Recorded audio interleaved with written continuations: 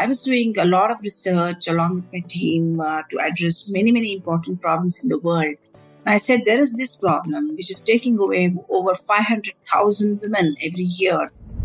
We started off as a startup trying to solve an India problem, but we ended up, I think, with a solution that can help the whole world. And that's becoming more and more obvious.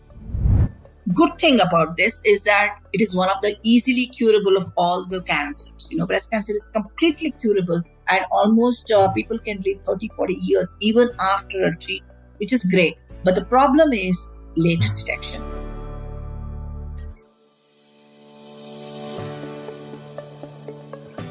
Hey, my dear listeners, welcome back. This is Inspire Someone Today, and with me is yet another inspirer. Joining me today, and today also happens to be World Cancer Day, is somebody who has in the forefront of cancer research and cancer cure. I had the opportunity to host Geetha Manjunath, founder and CEO of a Bangalore-based deep tech startup, NIRAMAI Health Analytix. It's been an absolute pleasure and joy to have Geetha join us on the show today.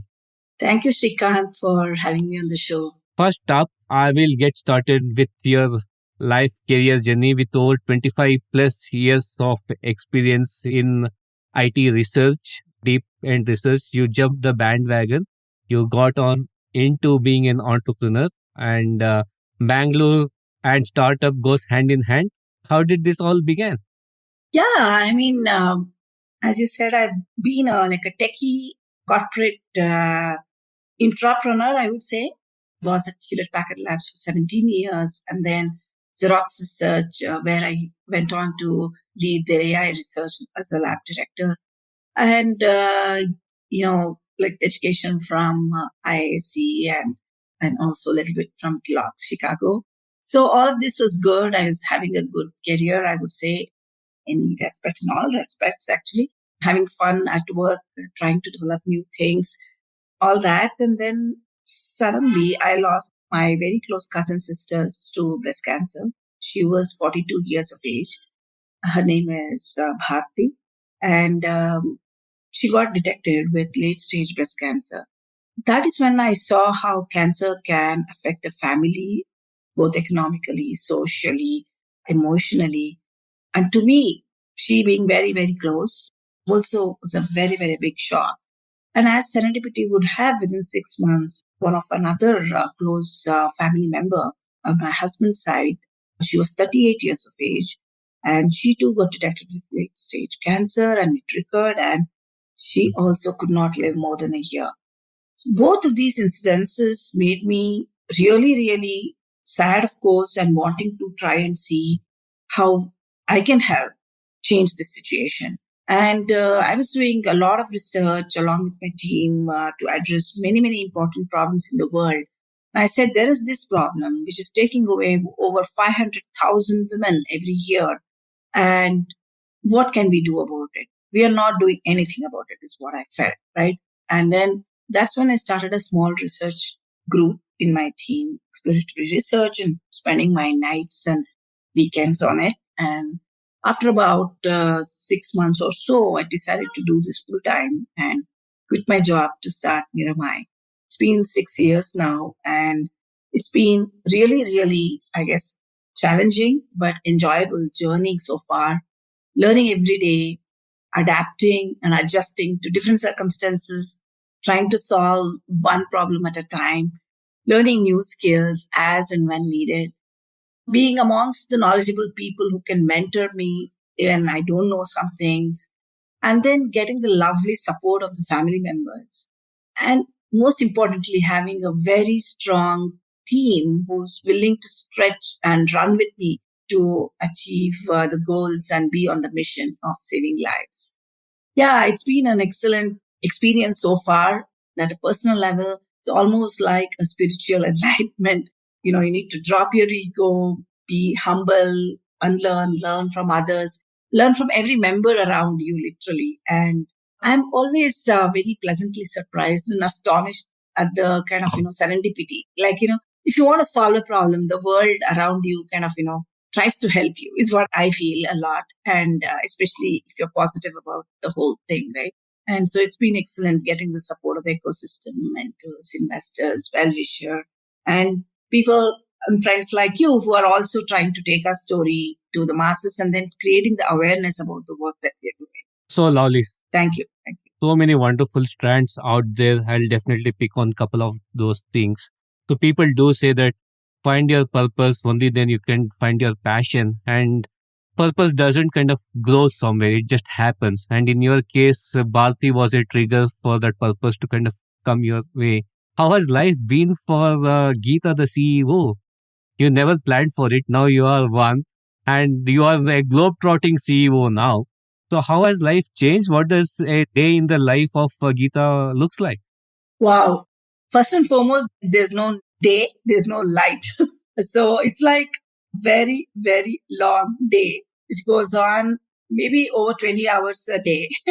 And that's what is the day, first of all. And yeah, I mean, it is pretty hectic, pretty busy with continuous meetings, mentoring the team in different aspects. Because as a founder, what happens, for some reason, it's like only you have all the answers, literally, for all the questions of the team. And of course, we have wonderful leadership team members, but then there are always these, it could be clinical in nature, it could be business question, it could be technical question, it could be finance question, it could be investor question. For everything, it comes to you. So it's been like very, very busy. Yes, after COVID, particularly because there's a lot of catching up to do. So the good part is we started off as a startup trying to solve an India problem, but we ended up, I think, with a solution that can help the whole world. And that's becoming more and more obvious. And so we got regulatory clearances for Europe, US, and so on. So there's a lot of, running around that needs to be done. There are events where founder is supposed to be sort of talking and interacting, pitching. So yes, it's been a very busy life, I would say, enjoying every minute of it. I'm very thankful again for my family for just bearing with me. Does it distract you, irritate you that you started off this very noble cause of wanting to bring this solution to the world? Now, here you are in your role as a CEO, CTO, wanting to do lot many other stuff, like you mentioned, talking to the investors, pitching it to regulators, talking about it. Does it at some point channelize you saying that, okay, this is for the larger purpose and enjoying doing this, or you feel bad saying that, look, I started off with this noble intent, but I am distracted with so many other stuff around me? How do you kind of balance that out? No.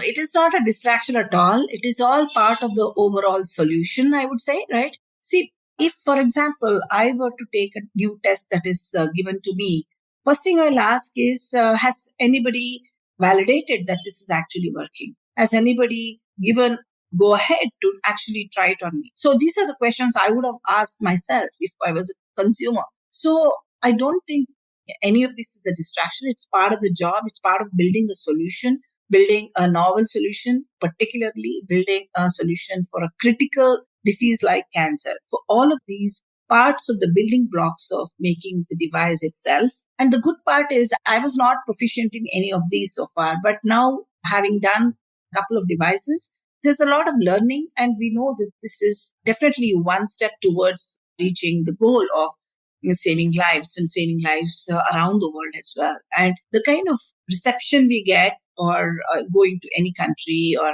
the kind of response we get, it's actually much more fulfilling and encouraging for us to move forward as well, because there are very, very few Indian companies who have been able to create a solution that can help the world, made in India. I'm a nationalist, Mera BIRAC WinER and all. So I feel very proud to represent India whenever I go globetrotting.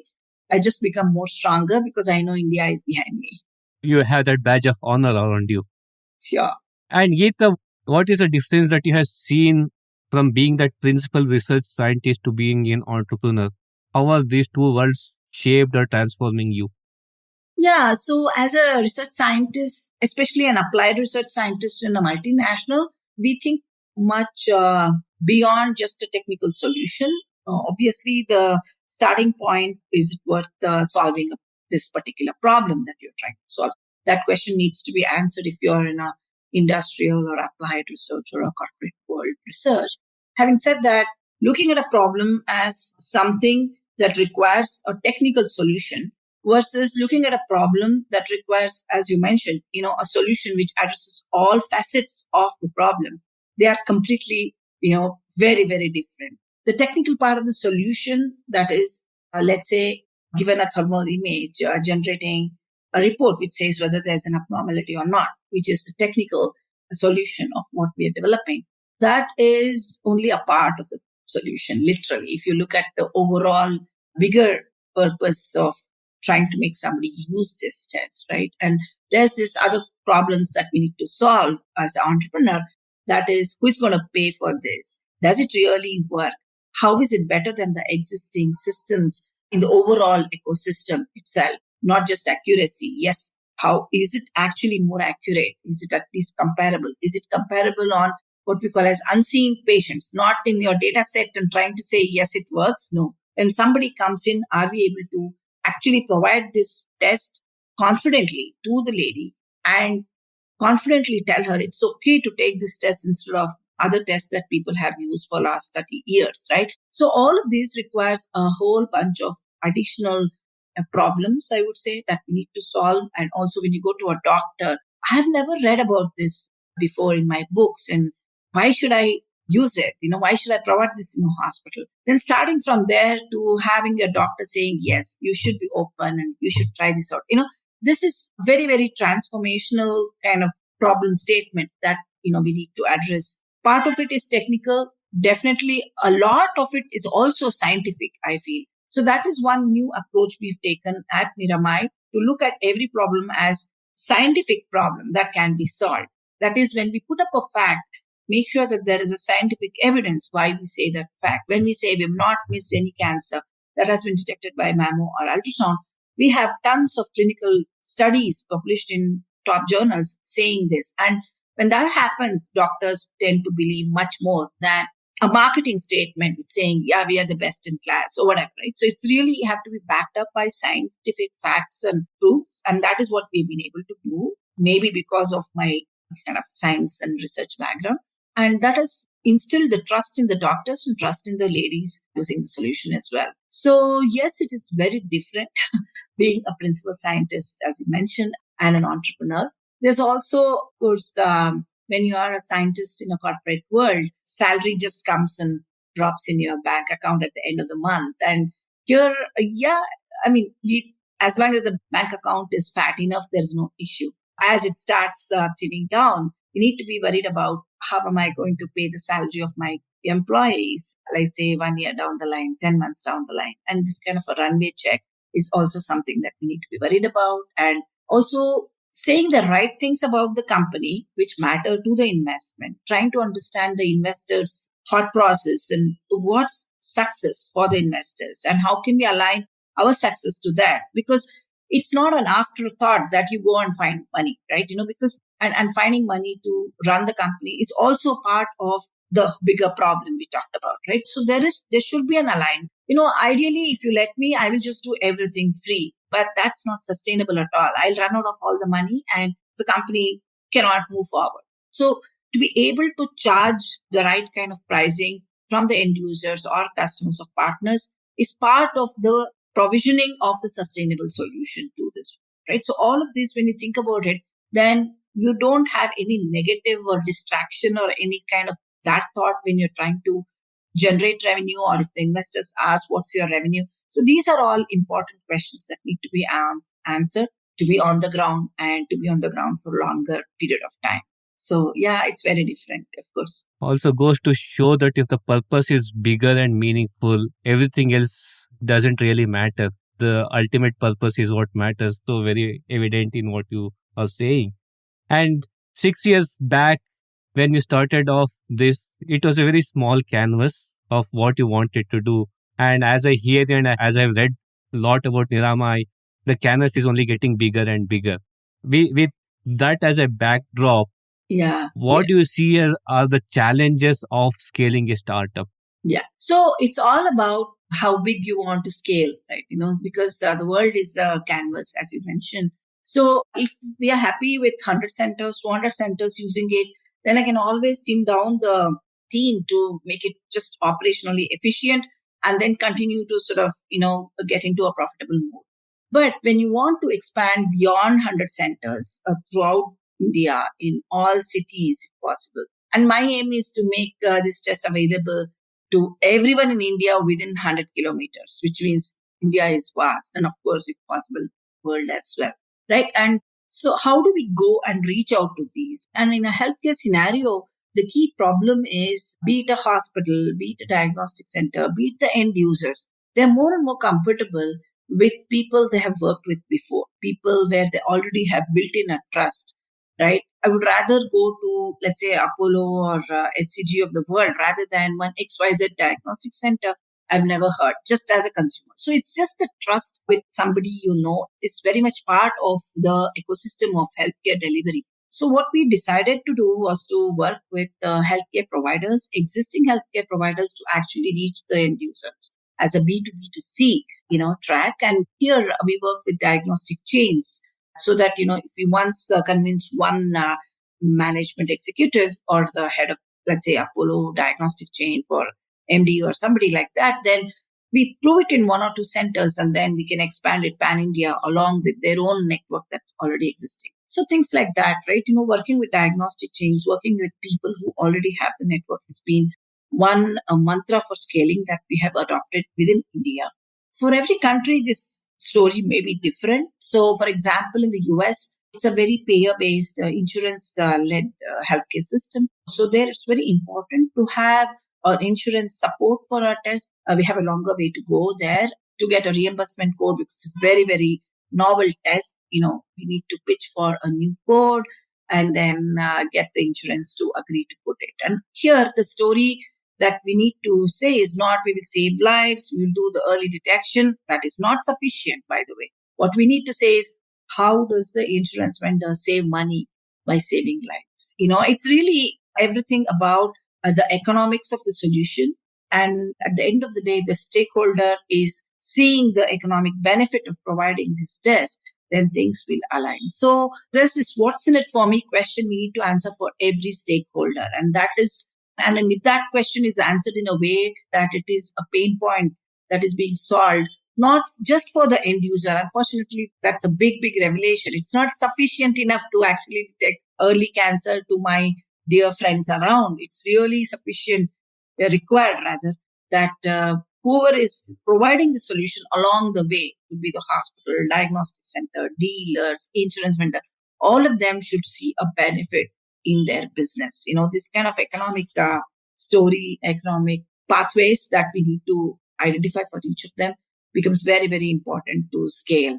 And we are on that direction. Sometimes you need to take advice from professional bodies for this, and that requires money as well. So it's going on, learning again every time. On the same lines, Geetha, a lot of the listeners are also want to be entrepreneurs, or some of them are in the startup community.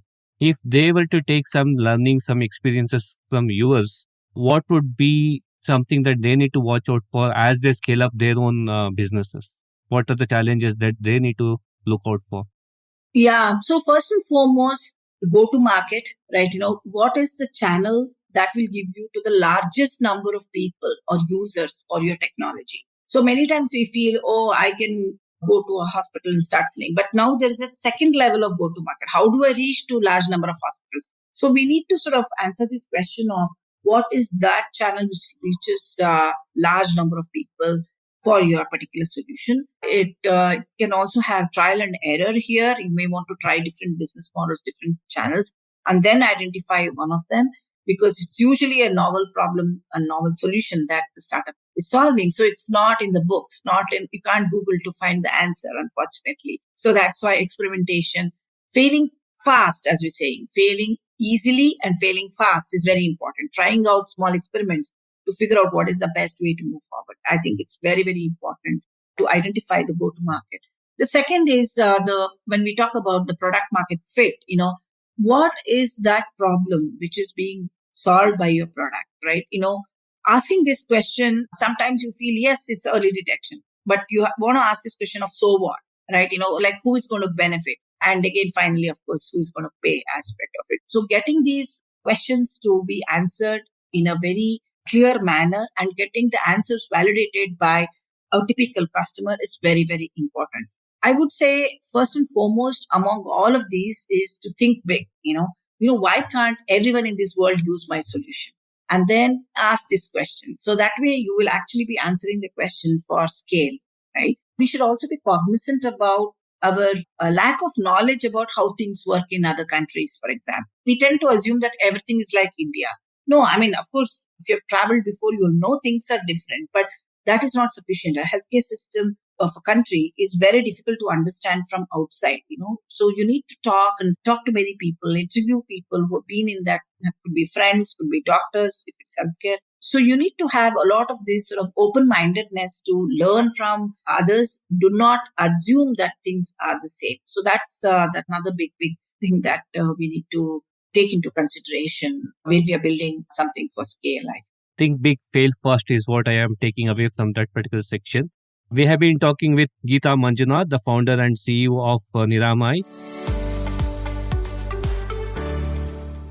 First of the power of 3 round comes to you here, Geetha. 3 advice that has helped you to shape your career. I think the top one is the advice from the Bhagavad Gita, of course, aligned from many of the people who talk about it. Do the best you can for the task in front of you and don't worry of the result, or be assured that your result will be the most optimum one. That's my first one. Just focus on the task because you don't have control on the result anyway, apart from your own current stuff. Second is, many times we get bothered about what others will say. Will I do this and all that? Follow your passion. Don't worry about what others say. Anyway, things will change. People will change. Their thoughts will change. So all you need to worry about is, am I doing the right thing as per my knowledge? And that's about it. Change is constant. So don't worry about what others say. Third one, I think it's difficult to actually make very hard decisions. When the need comes, you need to make the decision. No point in lingering around. It could be, let's say, sending a team member out of your, company, or just saying, I'm not going to work on this product, because there's so much attachment we build to it. Startup, just go for the goal of the startup. That is where my commitment is, not to individual people or individual features or individual small things, So that is what, it's hard. It's very hard. I'm trying to do that without passion. Yeah. So that's because if you just linger around and not take that decision, you're just wasting time, and in fact, probably will make the situation worse. So I think these 3 things have been really good advice I've received, and people can relate to their own context. Nice one to start with. If there's no limitation, who are the 3 individuals you would like to invite for lunch or dinner? Narendra Modi ji. I'm a big fan of how he changed India, and he's changing it. No limitations. So I think I can bring back President Abdul Kalam sir. I'm a big fan. And third, I would wanted to say my father, but I will say Mother Teresa, inspires me a lot on the social. Wonderful. Serendipity did take you to meet up with Mr. Sundar Pichai. We'll talk about it in a while. But I thought he would be one of the members on your list as well. Yeah, maybe because I've already met him. 3 routines that is unique to Geetha. Disciple or whatever of Sri Ravi Shankar Guruji. So I follow the art of living technique. So I do yoga and pranayam for at least 20 minutes, Sudarshan Kriya every day. That has definitely made my head lighter without the stress. The second one is I'm a late night person. I sleep at 2 a.m., 3 a.m., trying to answer all my mails for the day. I guess the third one, definitely it's unique, I think, for me. Most of the day, I have breakfast in my car. So because I don't get time to eat, I cook it and then take it, pack it, and then on my way to the office is when I have my breakfast. And most of it is like lunch also when I'm moving from one meeting to another. It's like car food. 3 recommendations that you would have for all budding entrepreneurs. So I would say, first and foremost, don't fear, right? Because we will think, what if I take this decision? Will it really work, and so on? So don't fear. It's okay. Anyway, only 10% of the startups succeed. So we are trying our best, right? So that is one. Second thing is, don't think that you need to know everything, right? Be open to learn from others, especially female, tend to put themselves down because they don't know some part of it. It is okay. You can ask for advice and get that knowledge. Nobody knows everything. And as an entrepreneur, you need to know everything. So that means there will be some part which you will not know, which is fine. And you can learn. It's important, to be open to learn. Third one is actually definitely in the same way, you need to be open to feedback. Take feedback as it comes. You'll have a lot of free advice coming in as well. Listen to it, but finally you make the decision. You don't have to listen to every advice. What was a funny free advice that you got, Geetha? No, many times, I won't say funny as such, but many times they say, okay, don't even work on low cost devices because, higher the cost, you'll have hospitals, willing to buy and so on and so forth. I don't think that's true. Like everything has its place and we should just go for it. Like it's be very technical problems and devices like this. So yeah, it's okay. Great. We have been having this wonderful conversation with Geetha Manjunath from NIRAMAI. And the reason for having Geetha on this conversation is something that she is doing extraordinary in the field of breast cancer. So that's the elephant in the room in today's conversation, Geetha. If you can talk about this silent epidemic, what is it? How is it impacting the world in India? And what is your organization all about? Oh, definitely. Thanks for asking that question, enabling me to share. Breast cancer is actually one of the largest cancer killers in women. Over 680,000 women die every year because of this disease. It's a huge problem where more than 2.2 million women get infected or affected by breast cancer, which is huge. It's actually 1 in 12 globally, but in many countries, 1 in 7 women getting some kind of an abnormality in their lifetime. It's huge. Now, the main good thing about this is that it is one of the easily curable of all the cancers. Breast cancer is completely curable and almost people can live 30, 40 years even after a treatment, which is great. But the problem is late detection. Most women detect cancer late, stage 3, stage 4. When there is a symptom, people think that I have to wait for a lump, or only when there is a lump, I need to go to a hospital and so on. No, you should not wait for any lump or any symptom to appear. Every year, getting a screening done is absolutely critical to detect stage 0, stage 1, because that is when the treatment will be less costly, very, very effective, and less invasive as well. It could be sometimes an outpatient procedure, like within a day you can go back. All you need to do is early detection.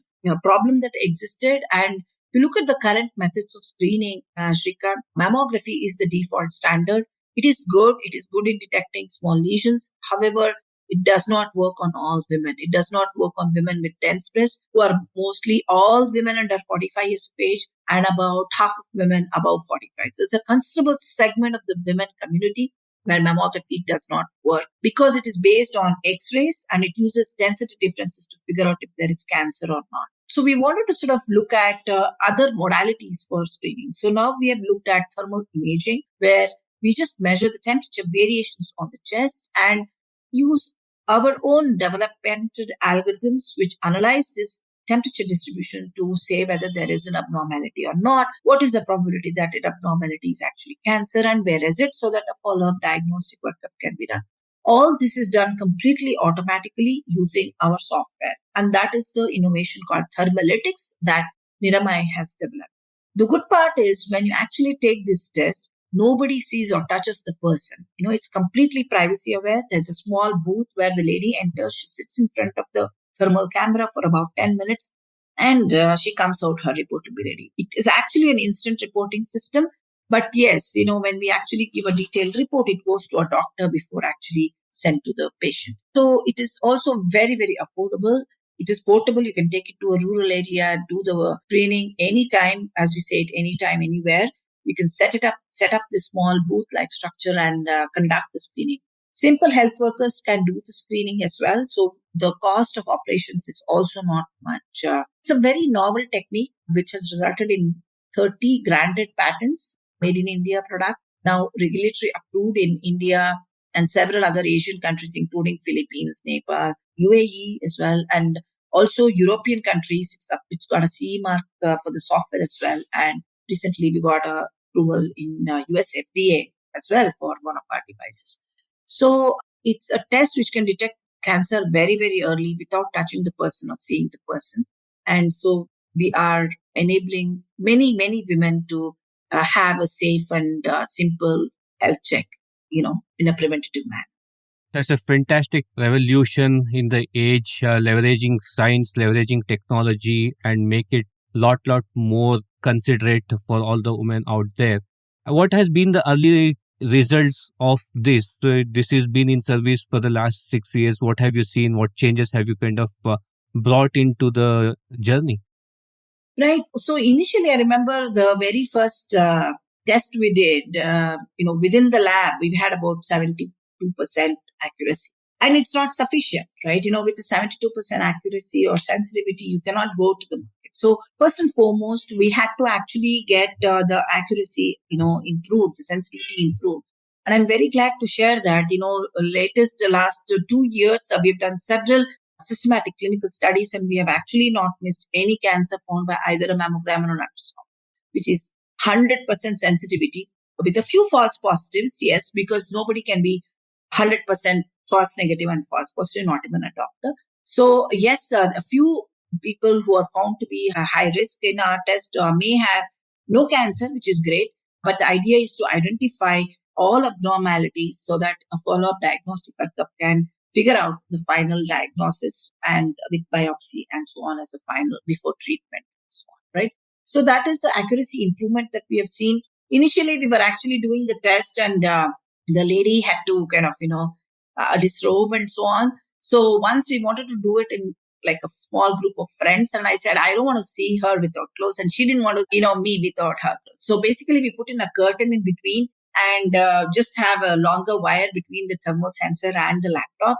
And bingo, it became a privacy aware solution. So now we make that a feature, a very, very important feature, which has come about while we were trying it out on people whom we know, right? And so now we have a proper booth where we actually have a longer wire made for this purpose. And so, of course, we have now also moved to wireless and now have a no-see, no-touch solution, which is also a product enhancement. And also several things have changed in the way this test has been used on the ground. Initially, we were doing the test ourselves to the ladies to understand how it worked, what the feedback from the ladies are. But when we started giving the test and training other technicians to do it, they were making a lot of mistakes. So, and we were going and then correcting. We were not able to give instant reporting because of that.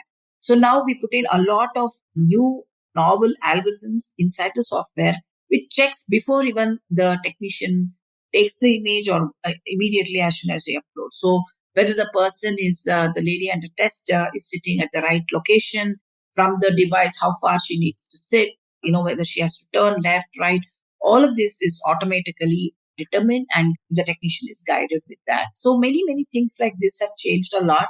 And I think every day, we find new ways of improvising. So there seems to be technology coming in the way of reducing the cost of cancer detection, cancer cure, and B is more than reducing the cost of cure. It's also about creating that awareness and tools available for people to be aware, people to take precautionary measures. While we do that, the awareness on this subject seems to be still too low, right? Not many are aware of the fact that, okay, there are these avenues available for people to test it out, for people to feel safe. For everybody listening to this conversation, what would be your message to create awareness, to raise the awareness, just not amongst themselves, but amongst their families and the community? Yeah, absolutely. I think more and more people should fear less and less about cancer and try to learn more and more, I would say. So just today in World Cancer Day, we have this seminar called Know It to Fight It. You need to know more about it to actually be able to fight it, right? So that's the theme that we follow. We conduct regular webinars. And so I would think that, most people think cancer will not come to me. But hey, 1 in 8, 1 in 7 may actually have it. It may not come to you. Maybe it may come to your close family member or a dear friend, so you need to know it to fight it. So being open to learn about cancer is first and foremost important, right? Secondly, understanding the risks of cancer, having healthy habits, exercising at least 20 minutes a day, and so on will be very, very important. Having these healthy habits is very important. And also to spread awareness, what I generally say is once you learn something about cancer or any health facet, just spread it to 5 more people. Just have that as, I want to tell 5 more people about it. We have so many faltu WhatsApp messages moving around. And if, of course, it is an authentic health advice, please share it. And that will actually be like a wildfire. That's a very simple trick there. Just share it amongst 5 people, share this episode amongst 5 people, spread the word. Let's kind of create awareness of cancer. Geetha, we are celebrating this month on Inspire Someone today by bringing in 4 different women influencers like yourself. You're one amongst the 4 influencers we are bringing in. As part of this celebration, as being at the forefront of the healthcare industry, doing something which is also solving a big problem for the society, what are the taboos that you had to break along the way being a woman entrepreneur? Yeah, I mean, definitely it is harder being a techie, women entrepreneur, and a combination is much harder. Maybe an right? algorithm to So kind of fix when it? because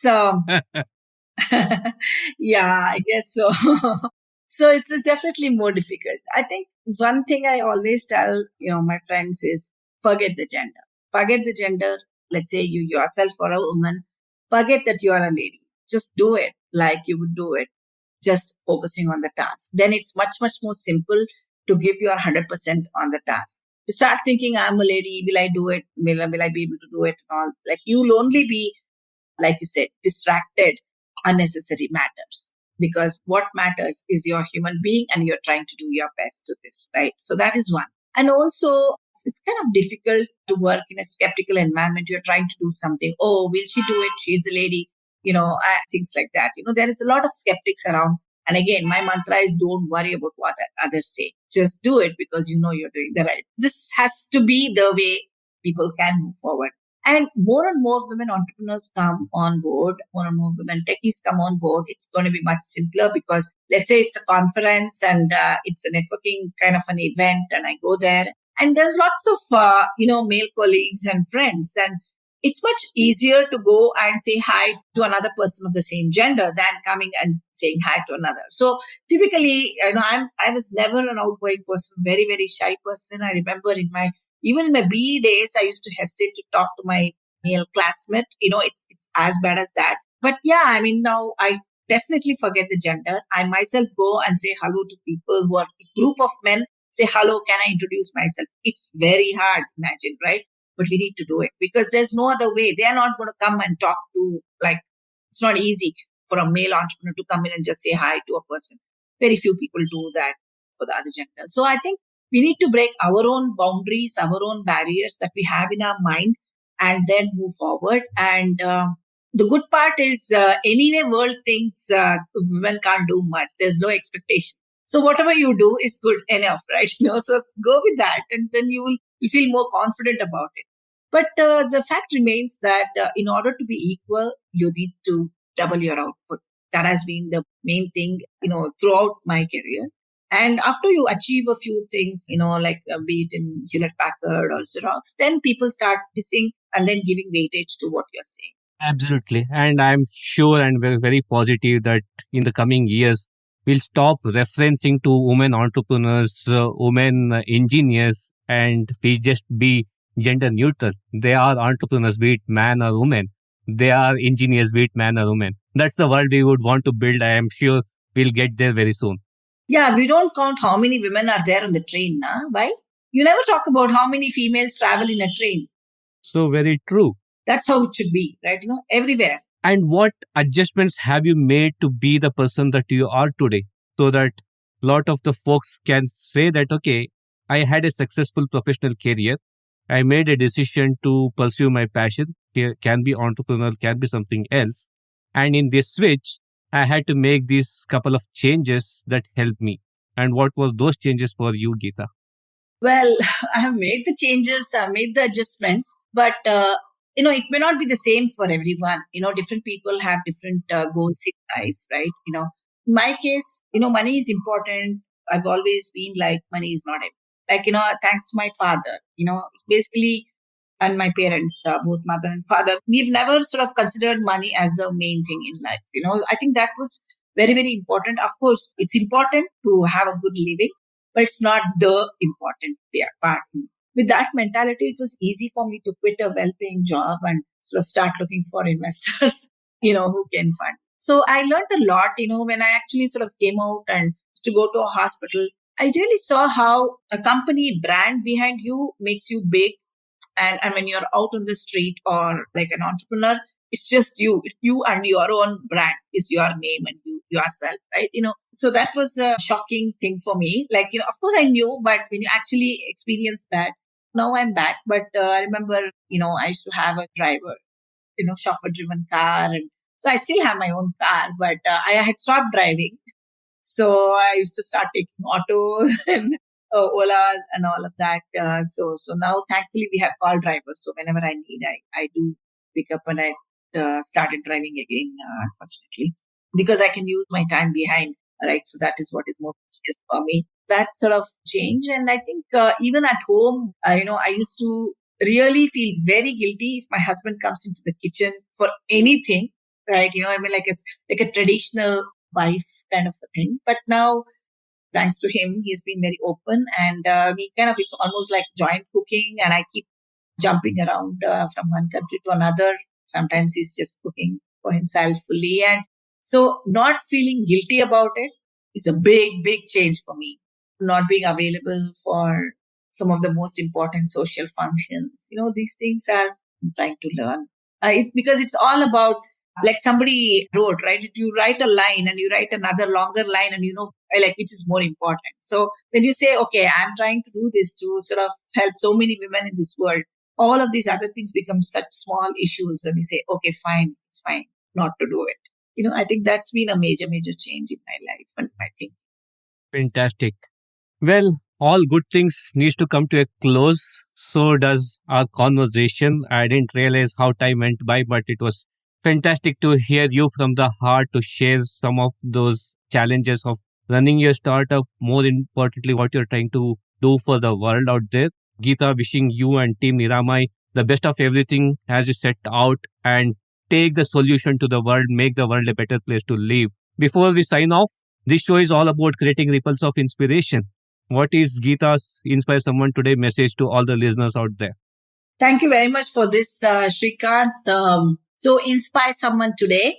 I would say, if you feel very strongly about a problem, don't worry about how you will solve it. If you're willing to put in your complete passion and life towards this, just jump, go for it. Things will unravel. People will help you, and you can reach it. Don't be worried about jumping off. Take the plunge and you will succeed if your intent is strong and committed. Take the plunge and you will succeed. That's the mantra from Geetha Manjunath, CEO of NIRAMAI. On that note, signing off from today's episode of Inspire Someone Today. Thank you for listening.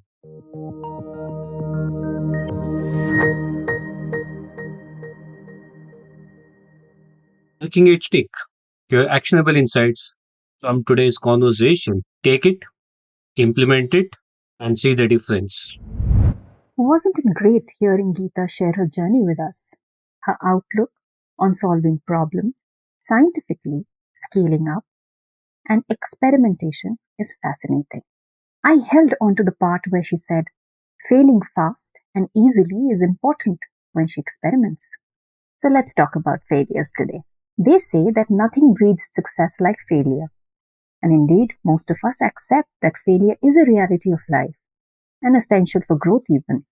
But still we hate to fail. It is said that the fear of failure is directly linked to our sense of self-worth. To fail to perform essentially means that we are not able and therefore not worthy. Current research also suggests that we can approach failure with different mindsets, specifically a growth mindset or a fixed mindset. A fixed mindset holds the belief that even though we have certain skills and talents, and that no matter how much effort we apply, we can't change that potential. A growth mindset holds the belief that we all have tremendous potential for growth and evolution. We have to try enough to move things forward. And failure is just a pit stop where you refuel and redirect your approach. Unless you learn to respond to failures in adaptive ways, they will paralyze, demotivate, and limit your likelihood of success going forward. The most successful people reframe failure and don't play into a fear-based fixed mindset, and they work to nurture a growth mindset. But it will take time to build this muscle. You can start by trying this out yourself. You can begin by thinking about a current situation in which you believe you have failed, and then work through some of these steps. First, acknowledge a failure no matter its size. Naming something a failure and bringing a measure of objectivity takes a certain amount of grit and courage. And that's exactly what gets built each time you name it. Over time, you become more comfortable naming it without spiraling into shame. Second is, look past failures without trying to lay blame on anyone, including yourself. The second strategy is to sidestep the blame game, which is only likely to send you into a tailspin of anger and regret. While you shouldn't be defensive, you also shouldn't blame yourself. Remember, you are not a failure. If you tell yourself that you are a failure, you are unlikely to engage the emotional distance necessary to objectively reflect on what happened and what you can learn from it. Third bit is to reframe the failure. That is, make the choice to learn from failure. Really look at what happened and your part in it. Ask yourself some questions like, how might you reframe this failure in light of a growth mindset? Is the fixed mindset helpful in moving you towards your goals? What is possible if you were to focus on how this failure has helped you? And last, repeat this whole exercise. Use this exercise whenever you need to process a failure or a setback. You're building a muscle. The more you do it, the easier you encounter your failures with ease. Remember, if you can work through a failure and find your way to the other side, you will be so much better for it.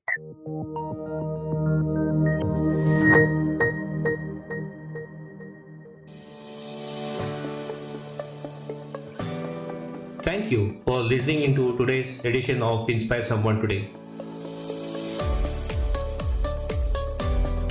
It's been a privilege to bring in these conversations. If you like this episode and have any feedback or comments, do mail me at inspiresomeonetodaypodcast@gmail.com. Inspiring someone is like creating ripples around us. If you like what you listen, feel free to share them and let's create ripples of inspiration. Do not forget to follow me on my Instagram handle @InspireSomeoneTodayPodcast for all the latest updates. This is Srikanth, your host, signing off, and until next time, keep inspiring.